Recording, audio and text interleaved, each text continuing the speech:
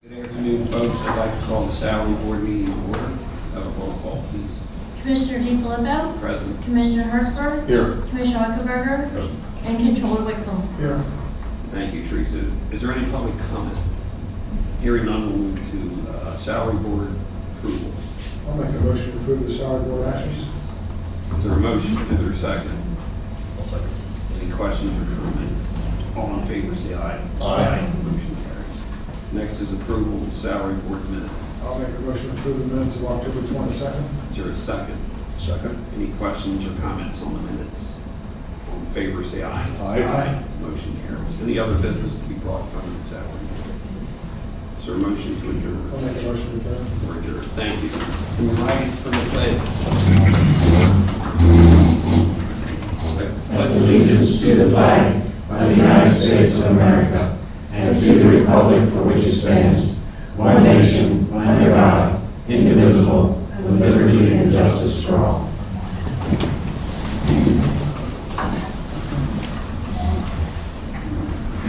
Call the Board of Commissioners meeting to order. We have a roll call, please. Commissioner DiFilippo. Present. Commissioner Herzler. Here. And Commissioner Eichelberger. Thank you, Teresa. Is there any public comment?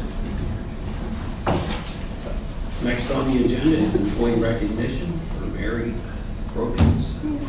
Pronouncing your name correctly? Yes. Come on up. My cousin's.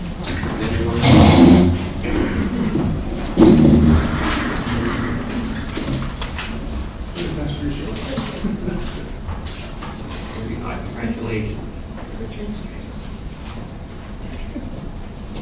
Mary is celebrating 20 years of service with the county. She was hired in October 1998 as Auditor 1 and promoted in March 2013 as Auditor 2, Financial Manager.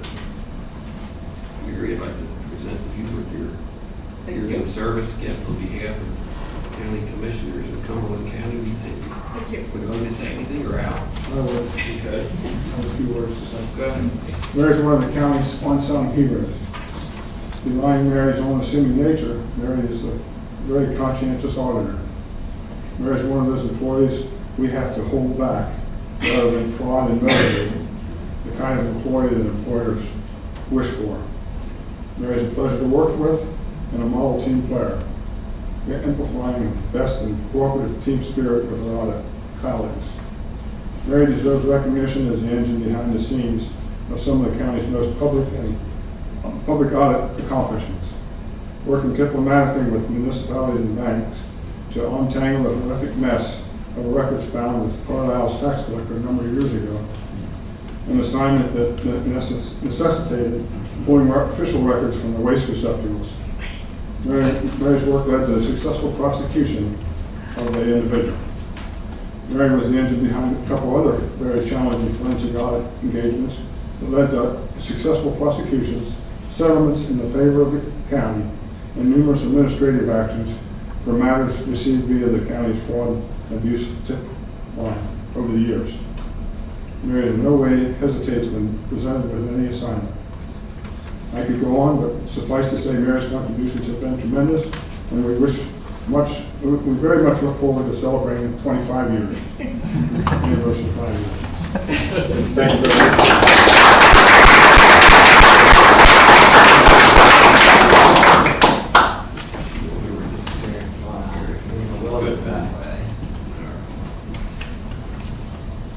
Take a couple here.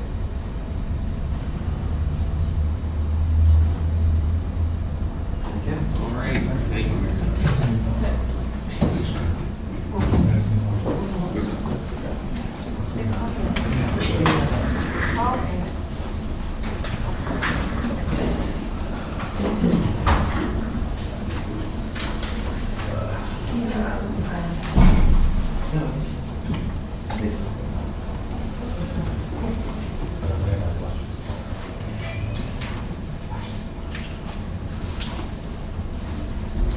Next on the agenda is approval of meeting minutes of October 18th and October 22nd. Is there a motion?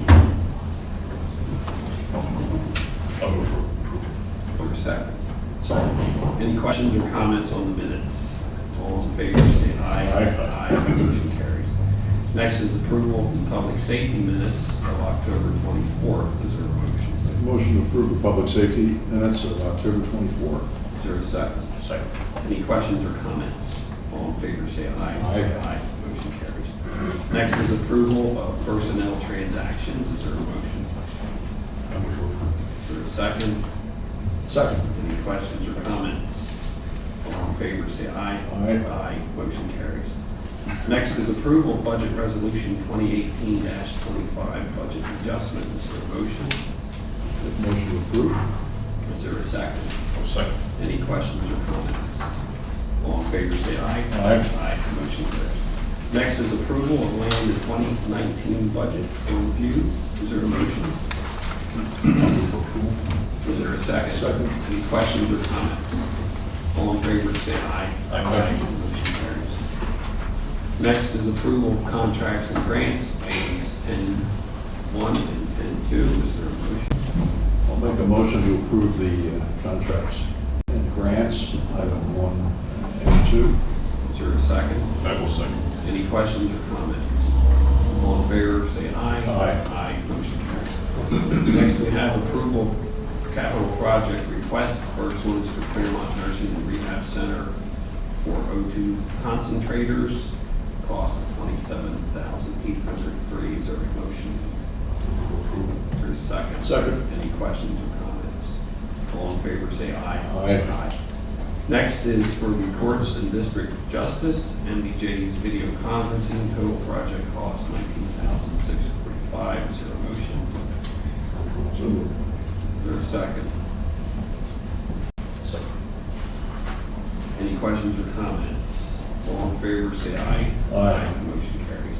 Next is for the AMTO department, computer fall life cycle 2018, cost of $117,735. Is there a motion? So moved. Is there a second? Second. Any questions or comments? All in favor, say aye. Aye. Motion carries. Next, Cisco firewalls for the courthouse, project cost $25,000. Is there a motion? Make a motion to approve. Second? Second. Any questions or comments? All in favor, say aye. Aye. Aye. Motion carries.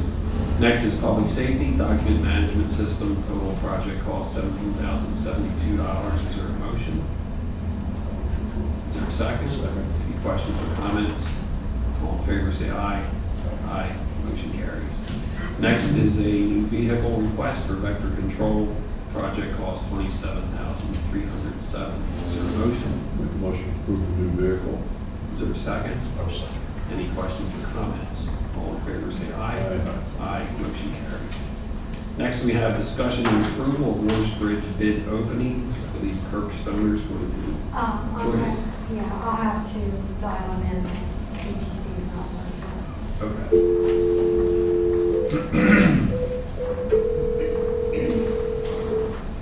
Kirk Stenner speaking. Hi, Kirk. Here with the commissioners. Do you want to discuss the approval, the discussion of the approval of the Orrs Bridge bid opening? Sure. Commissioners, last week the PennDOT opened bids for our Orrs Bridge project. We had 8 bids. One was rejected, so we had 7 qualified bidders. The lowest bid was Devlin Incorporated. They're out of Mechanicsburg for $5,026,973. So working with PennDOT, they'll do the award, they'll review the bids, they'll do the official award through their engineering construction management system. Following their review of the bids, then on behalf of Cumberland County, then now with your approval, I'll go in and approve our bids, and we'll be able to move it forward to construction. Okay, does anybody have any questions? Kirk, you're looking for action to approve the lowest bidder? That's correct. Okay. Is there a motion? Yeah, I'll make a motion to approve. Is there a second? Second.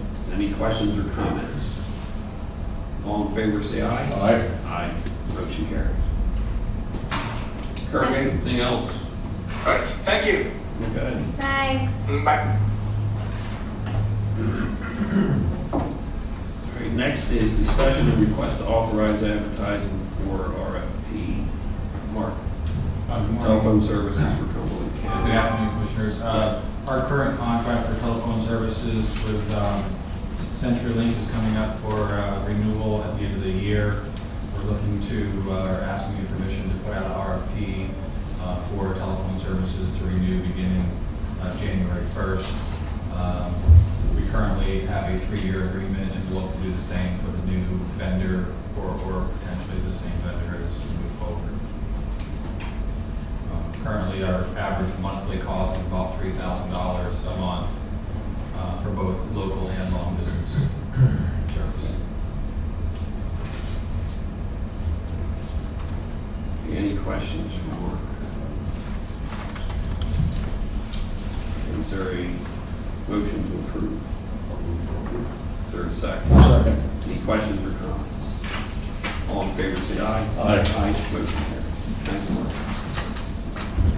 Next, we have discussion of salary ordinance for elected officials. Commissioners, I'm sorry to interrupt. This is for the time period, I'm correcting when I said last meeting, it's for the time period of 2022 to 2025. The previous ordinance was effective for the year of 2018 and goes to 2021.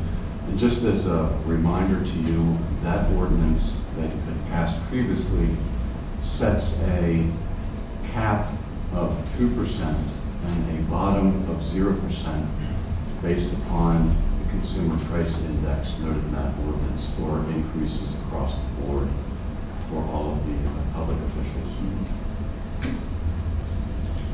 Any questions or comments? I just want to mention, I was thinking, and I did have a chance to review the current ordinance, and I don't have a problem, I don't know how my colleagues feel about it in terms of continuing that for another 4 years from essentially January 2022 through, as you mentioned, Keith, December 31, 2025. But I did want to just place on the record that currently, Cumberland County is a third-class county, is under, in terms of compensation for its elected officials, of a number of other third-class counties. So, for example, if you look at the compensation for a commissioner here in Cumberland County, current salary is $79,177. That compares to Dauphin County of $104,561. Lancaster County, $99,410. York County, $88,613. Berks County, $92,164. I'm just bringing this up is because, in terms of compensation for our elected officials, I think, it is reasonable when you compare it to other third-class counties in the region. In fact, the comparison also shows that, for example, there's some fourth-class counties out there that are compensated, which is lower population, which are compensated lower than Cumberland County is. Washington County, as an example, their current compensation for the commissioner is $91,000. So compensation for all elected officials is not out of line. I think part of the discussion we had the last time around when we established no more than a 2% increase, even if the consumer price index is higher than that, was because we didn't want, as county commissioners, to be receive a compensation increase that would be generally greater than any of our employees. Now we've established this merit-based compensation system. There's no longer a COLA, but I think our salary increases are likely for our employees this year, generally are likely to be above that 2%, and will likely be above that 2% in the future. So I just want to point those facts out so that at least maybe our constituents who might be interested would understand that essentially we're trying to do this in a responsible, reasonable way. And in fact, that the cost for our countywide elected officials is lower than it is in a lot of other third-class counties in Pennsylvania. So those are my own thoughts, my comments. I would, my colleagues are agreeing, I'm happy to make a motion to continue for another 4 years the policy that's existed for the past 4 years. I'll second The past 4 years, Well, I mean, yeah, for the period, I guess, 2018 to 2020. yeah, it would be, I know, because that's just, okay. I'm okay with that as well. So what we're looking at is a maximum increase based on CPI, that would be 2% maximum. The CPI would be negative, there would be no pay decrease, and it would remain as it is. Okay, we have a motion, we have a second. Any questions or comments? Is that motion satisfactory?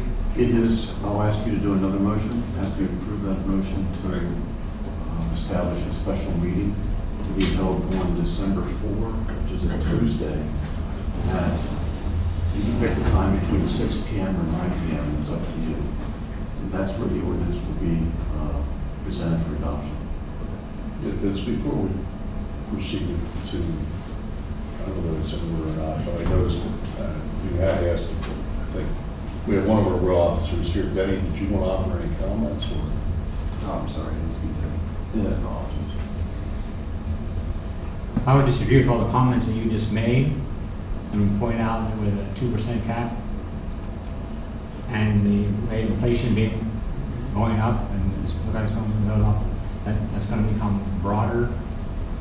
I'm fine with the CPI index, but I think that the cap ought to be higher. I noticed I think on one of those counties, can't think which one, they're capped at no more than what the non-bargaining unit employees get.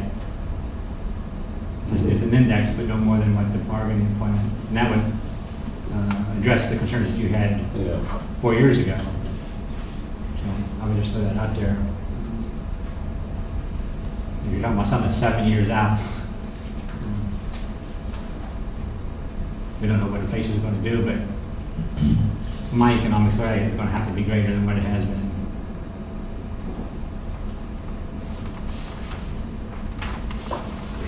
Any further questions, comments on the motion? All in favor, say aye. Aye. Aye, motion carries. The next, we need a motion to establish a meeting, Special meeting. special meeting, and a time that we can pick now. Well, leave that up to my colleagues. Mr. Chairman, if it's in order, I would like to make a motion to hold a special evening meeting as required by law when you're dealing with compensation for elected officials so that the public can attend. Special evening meeting to be held at 7 p.m. on December 4th, 2018. We have a motion, is there a second? I'll second. Any questions or comments? All in favor of the motion, say aye. Aye. Motion carries. Keith, is there anything else for that No, sir. item? Okay, thank you.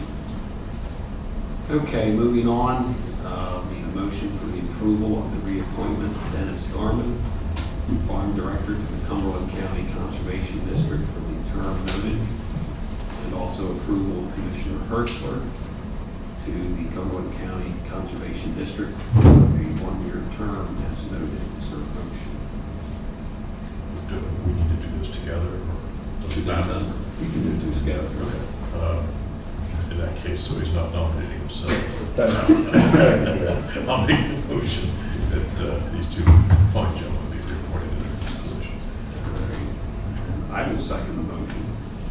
Any questions or comments? All in favor, say aye. Aye. Motion carries. Next, we have approval of the appointment of Tracy Ash as a member at large to the Capital Resource Conservation and Development Area Council from the term notified or designated. And also the reappointment of Ken Oakhorn as an alternate board member to the Capital Resource Conservation and Development Area Council for the term noted. Is there a motion? Please make that motion. Is there a second? Any questions or comments? All in favor say aye. Aye. Motion carries. And next is the approval of the appointment of Paul Fisher and John McCray as board members and Karen Shirey and Judy Solaret as alternate board member to the Cumberland County Library System for the terms noted, and also the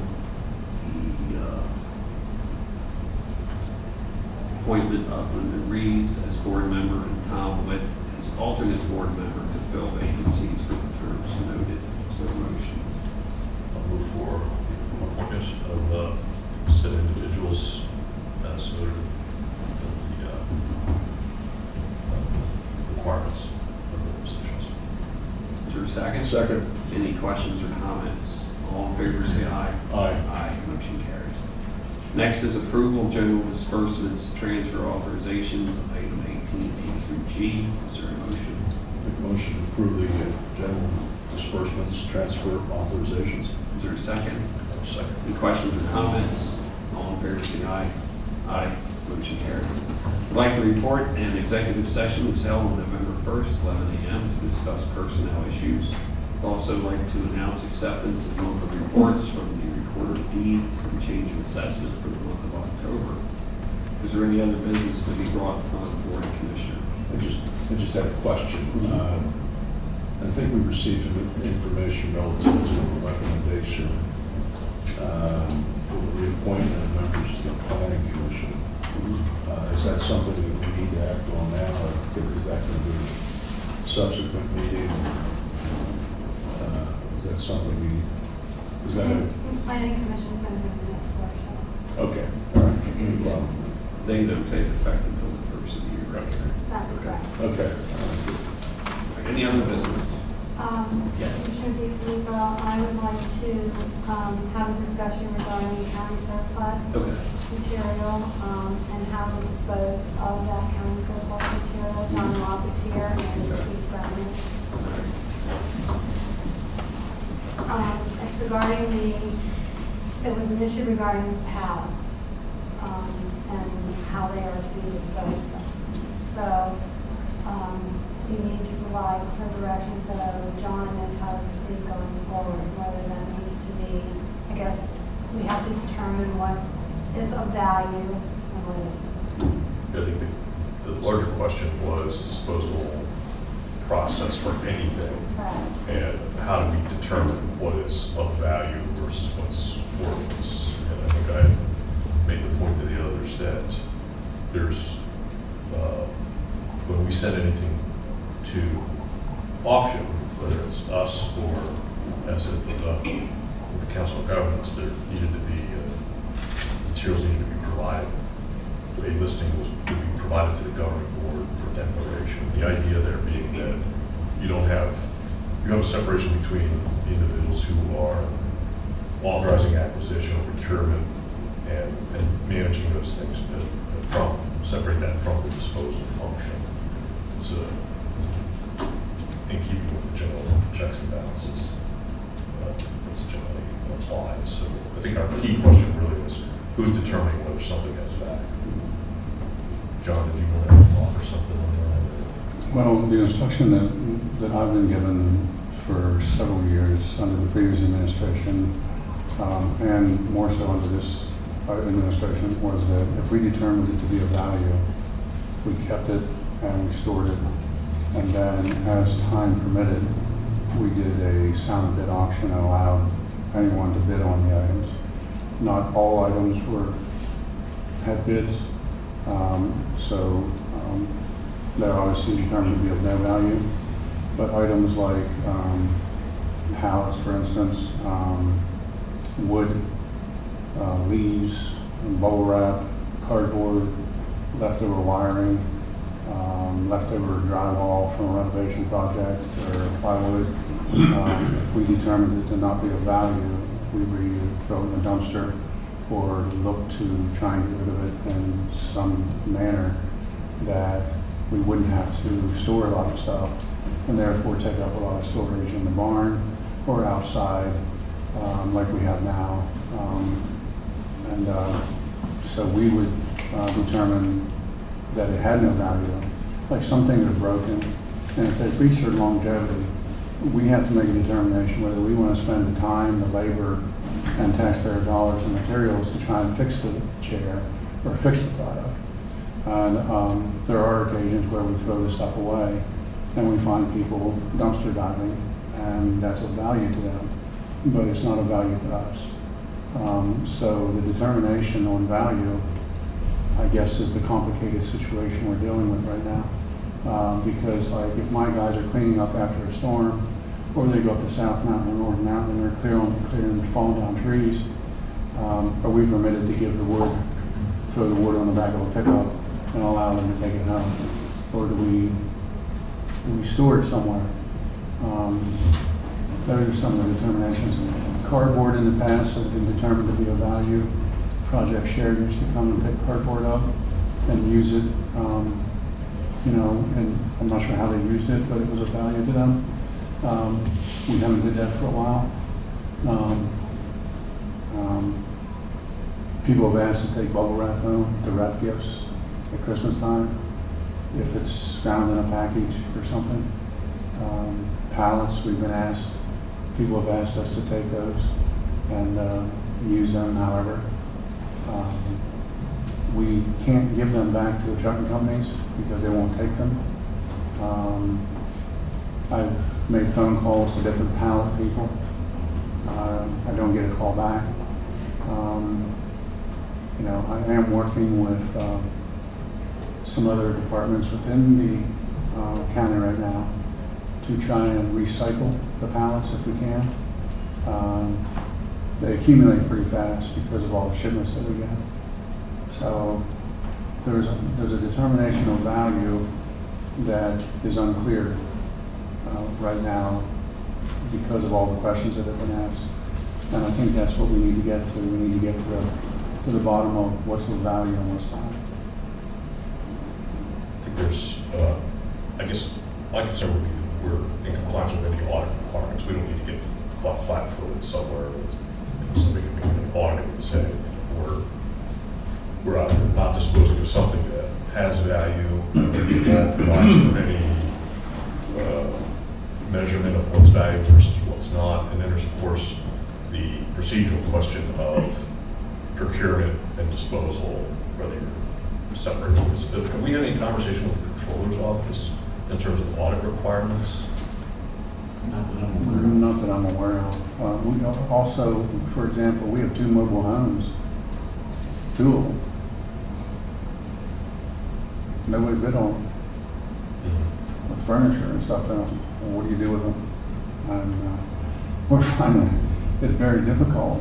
I mean, we just hope somebody come and take them. They actually were put in the last sound bid auction, but we still have them. Now, the one I did authorize smoke usage for training at the prison because the one mobile home was so deteriorated that they use that sometimes for SWAT training and sometimes for smoke building, for fire training and stuff. But we see that you would think has value. But nobody bid on it last time. Yeah, that's why I'd be curious if there's any specification in the procurement laws. I mean, if I put my house up for sale, nobody buys it on day 2, that doesn't mean it's worth 0. But the value of something obviously is determined by what someone's willing to pay for it. So that can ebb and flow. So, we've been working to make sure we're in compliance with, we already had some policy, resource policy maybe, where we had discussion about what's the proper way to dispose of some things. So, does this just come down to the matter of what has value versus what doesn't? I think it does. I know John has followed the proper procedures to bring items to you to authorize their disposition by Surplus, auction, silent bid, things like that, which is perfectly acceptable. And I think this issue in my mind, it does come down to, is there a value to of items, because if there is, they have to be pliantly disposed of. If they do not, then really you're rather limited in what you can do, just get rid of them. So then the key question into that is, who makes that determination? Right, and that's a good point. I mean, I know people like John, and I would imagine throughout the county, other department heads are making that determination going forward. That's really the best I can say, because what is trash and what's worthwhile in terms of disposing of it. I mean, it's trash and administrators. Exactly. Since we have somebody here from the controller's office, I'll just ask Bob if I can put you on the spot. Sure. Is there anything that requires county government or any governmental entity to, are there any requirements that we have that in the procurement practices that would say that we don't have? You know, to me, it breaks down into two areas. You have the safeguarding of assets, which in the controller's office, we keep records of our fixed assets. Those assets we capitalize, recognize, and depreciate over time. And we do have a disposition process for that when we retire those or get rid of those. But then the rest of it that falls out underneath that, things that no longer have value accounting-wise, things that are under that threshold, now we're back to that area of what are the value of those items. There's nothing that I can think of internally we have that sets a value to that.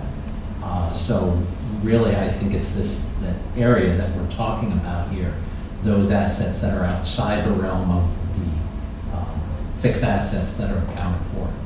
So in other words, if it's not a tagged asset, Then it's not clear. Then we don't have record of it in our office. Right. We're not required to track it. But again, but the safeguarding of the county assets are of concern to the controller and defined in code. So yeah, I think whatever needs to be determined there is something that we would have to have a discussion about. We've never been talked about this before. Been involved in the controller's office. But also one of the key components too is how much is it costing us to store this stuff? There's a cost to that too, which we could calculate. Transport. And that should factor into Personnel. the space that we're taking up. We want to, in my thinking, we want to avoid a situation where you potentially end up where someone who's procuring something is also the person deciding they can get gotten rid of. So I don't know, is there anything that is existing in our system of controls that prevents something like that? There is. Nothing that jumps out in mind. Dan? No. So if there's anything that's $500 or more, it requires that you either have a purchase order or a contract. So even if a department head is doing both the procurement and getting rid of something, there's an intermediary step that they have to go through. So they're not on their own purchasing anything, unless it's under $500. John, how often do you have auctions? We have auctions on a 1 to 2 year period, sometimes 3, depending on the amount of storage and depending on the time, because it's very, very, very time consuming.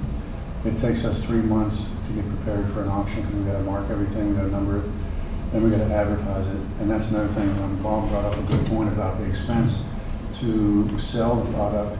If we were going to do sound bid auctions every time we had something, then there's an expense involved there. And if you only get $1 for the item, it's of value to the person who paid $1 for it. But if we lost money as taxpayers or as the county if we pay to advertise it. We used to pay to have it advertised in newspapers. It used to cost a few $100s. And sometimes the sale would bring $1,000 or $900 or something like that, because we have a lot of stuff. The vehicles are what we do get some money for, because people would either take those and salvage them to a salvage yard, or they'll take them and try and drive them for a few more years and bring them up to date. But it is, I think the other thing you have to take into consideration is the question of value. If it's worth $500 to who? If it's worth $25 to who? You know,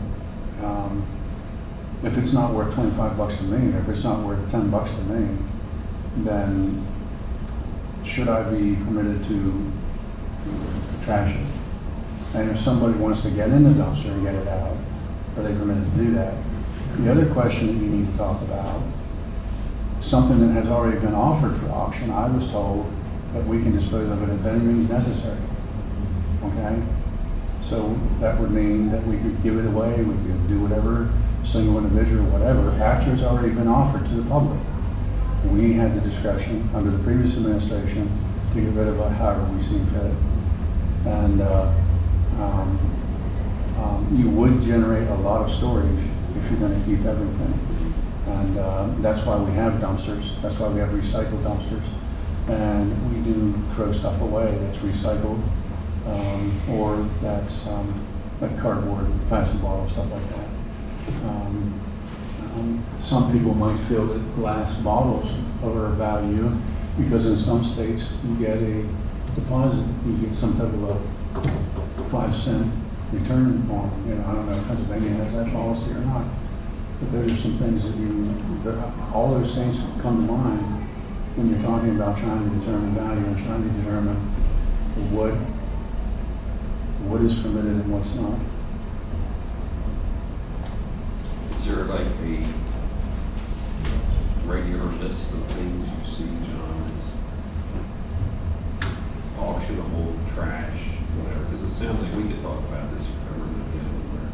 Well, a lot of furniture, we recycle through the county over and over again. Okay. I mean, I just had a talk with communications today to talk to our staff about the site that we have. We have a site in inter-county, site where people can go on and say, hey, I'd like to have that chair, or I'd like to have that table, or I'd like to have this. Because we save an awful lot of money by doing that, by recirculating stuff that people got new for some reason. And like 24-hour chairs at 901, they may cost between $500 and $1,000. But they may not, they may say these are not of value anymore because they don't work for us. However, someone who's in the office but not 24/7, they may be able to recycle those chairs and use them again. Now, when we come to a situation where a chair is broken or a leg is broken, we can determine whether we want to spend the money to fix that or whether we want to put that out for silent bid auction or whether we want to throw it away. And we have thrown perfectly good plastic, those stackable plastic chairs. They were in the dumpster last time because nobody bid on them, nobody wanted them. But if somebody had a hunting camp or if somebody had, there isn't anything wrong with them, but nobody bids on them. And after you bid on them, after you put them out for public bid, are you allowed to dispose of it? Under the previous administration, you had to do it 2 weeks or something, like you had to do a first bid, then you had to put another bid up, and you could just put that in the lobby and say, hey, we're having another bid, and you had to offer it twice, and then you can do whatever you want with it. And the other question would come up would be, is a skid county property? Is cardboard county property? Is bubble wrap? Is the wood county property? If it comes from county property, I would assume it is. But if it's shipped in as part of the shipment, does that become county property? Those are some questions that I guess should be discussed. Well, if you take possession of it, it's your property, you have responsibility for it, you can't throw it out in the street. So it was, I think there's a couple of key questions here, and some of them I think we can answer. My concern would be, are we meeting audit requirements? And it sounds like there's not really a problem there. Are we in compliance with procurement?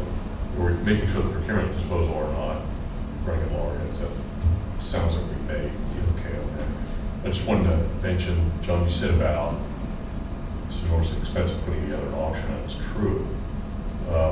In terms of the procurement and disposal issue, I know that we had, I think I made this example when we initiated, when this conversation started at the Council of Governments auctions. They're still required, they bring hundreds of computers, all kinds of furniture and things, and they do it because they're required. Most times that stuff just goes to the landfill. They had to make the effort to ensure that there was a fair offering, an opportunity for people to gather them. So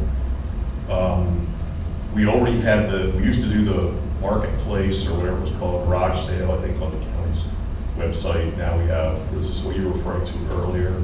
There is a separate website and all the things we offer. We have a website on the facilities, that So we're offers utilizing anything. that. Yeah, offers mostly furniture, filing cabinets, stuff like that. Is that internal or is that public? That's internal. That's internal. So- It doesn't go public until we offer it for sound bid auction, until we feel it has no value. And then we put it out for auction, like for door sticks or, something wrong with it. And sometimes, some people get some very nice filing cabinets because we just can't store them anymore because the barn was horrendous. I mean, that's where I was going with that was, if there's horrendous expense in doing a physical site auction, and I don't dispute that there is, then obviously there's an online auction opportunity, which you could have almost ongoing. No, we're not permitted to do online auctioning. We checked into that before because we wanted to do municipal bid and stuff like that. We wanted to try to do online auctioning. I'm not sure if you're talking about the sound bid auction, advertising that through our website. We can do that, but we can't go onto a public site and like municipal bid. Oh, and right, try and yes. get rid of this stuff. Now, I get stuff from them, like federal surplus. But I and didn't have stuff. any particular platform in mind. Right. It's simply a concern, make sure that fair offering to the public becomes available. Mhm. So, for appropriate situations. So. Yeah, it's been very successful, but when we take stuff to the barn, we do have to deal with taking care of it once it's there Yeah. because of everything in the barn, like bats and pigeons and things of that nature. So we either have to clean everything before we sell it, if we don't cover it all with canvas. But those are some of the stuff that we're up against. Pallets, for instance, we usually store them outside, and some are broken and busted up, some are not, and some can be used.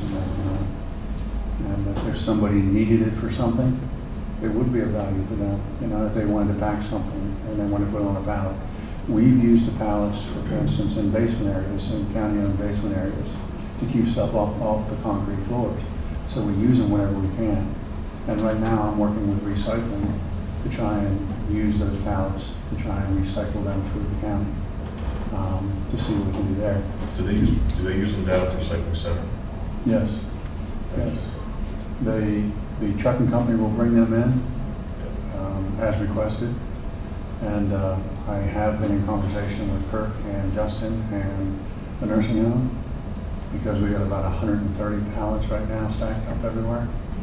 And there is a possibility that we may be able to recycle them through the county and store them in the gated-in area so that they can continue to pack stuff on the pallets.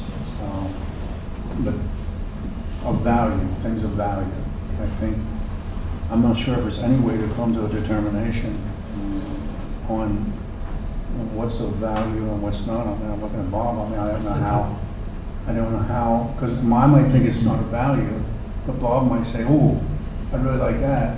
And we have some people in the county that are hoarders, and it is unbelievable. I am serious. You ought to see some of this stuff. They won't throw anything away. So, it's a situation that we have to I mean, deal with. I've been, ever since this was brought up, I'm kicking around my head in terms of, in this county, we don't want to be hoarders either in terms of things that are just, we don't see any use for. So, what I was thinking, I want to just ask a question relative to vehicles. And, so we put them up for auction. What happens if the vehicles don't go to the auction? They normally do, but if they would not go like the mobile homes, we'd be stuck with them. I'm sorry. We'd be stuck with them. And we'd have to get rid of them. However, we'd tow them. We'd have to tow them to a salvage place if they take them and pay for the towing. But we'd have to get rid of them that way. Okay. Well, again, what I'm thinking about, and again, I don't want to set up a whole bureaucracy for this, but you know, the thing of it is that, you know, like, some people realize that, or maybe they don't, maybe we don't have any value, we don't see any value, we don't have any need for it, we need to get rid of it, okay? And we can't get any dollar value for it. There's a way to set up, you know, first come, first serve, you know, come and pick it up. And then I know that there are, you know, concerns about liability, but it's a, you know, maybe we get somebody to sign off on a waiver. You know, it's better than having somebody, you know, rummaging through our trash piles or so forth. I don't know, I think, you know, again, you know, I don't know how many skids are out at the nursing home that we need. About 130 skids. 130 skids. I mean, yeah, we need to get rid of this stuff, but I don't think it necessarily should be an internal thing where we're just offering it to county employees. I think we should, you know, go public with it. I think, you know, and put a time frame on it, perhaps. You know, is that first come, first serve. You make arrangements.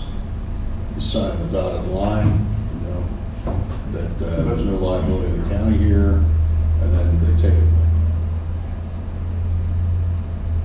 Is there a problem with that? If you do first come, first serve, You need to staff it, I would imagine. huh? You need to staff it. Yeah, we need to You don't staff have it. a free-for-all for everybody coming in. It's just- We may have to be breaking up some, we may have to make a determination on people who are, well, I got here first, no, I was here first. We may have to get in that No, situation. that's what I was thinking, that this would all be done ahead of time online or through, you know, an offering online. And, you know, I don't know. Again, I'm looking for whatever recommendations folks have. We shouldn't be using our buildings to put a bunch of junk in, all right? We need to get rid of this stuff, so. I think it'd be worthwhile, John, if the two of us check in to see what other counties are doing, because I'm sure we're not the only one that has faced this dilemma. That's a good idea. Why don't we do that and then report back to you? Does that make sense? Because this could go various directions. Right. Bob, Dana, when we buy a car, vehicle, we depreciate that over a period of time, correct? So it has a useful life, and when it's done, even though we have value on our books, it has to be correct? But we still put it through the silent auction or trade them in, yes. Okay. For something like a pallet would not be accounted I was thinking of these trailers, if essentially you put them up for auction and we got no bids. That's one of the things you could first come, first serve. I mean, if it's no longer of any value to the county and deteriorating, and we've got no takers in terms of providing us with a bid, then we need to, you know, get rid of it. So if somebody wants it, they could make arrangements to come take it away. But again, I think that we need to limit whatever the bureaucracy is with this and our liability. Well, you have checking with other counties to see what if they have a concern about fair offering. Online offering. Appreciate the input from that. Keith or John, if you would include me on that Sure. conversation. I have a little bit of background on other counties that are doing things like computer auctions. We don't do that here because there is no value to us, because if we're auctioning off 50 to 100 computers, you're getting $1 for each one, and there's really no value. But I do have a little bit of information I could participate with you guys on. John, have you talked to Bob Shively about pallets? You might want to give him a call. I'll tell you why. I don't know if it was a LEPC meeting or some meeting I attended. Someone had said in that meeting they were looking for pallets. Yeah. Bob would have them. I can't remember the guy's name, but I'll do that. just a suggestion. Yeah. So you meet with John and Yeah, everybody from the Mark and John and we'll talk trash.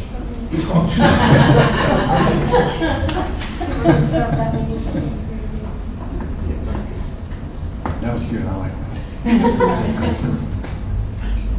Any other business? All right, hearing none, is there a motion to adjourn? So, we're adjourned. Thank you.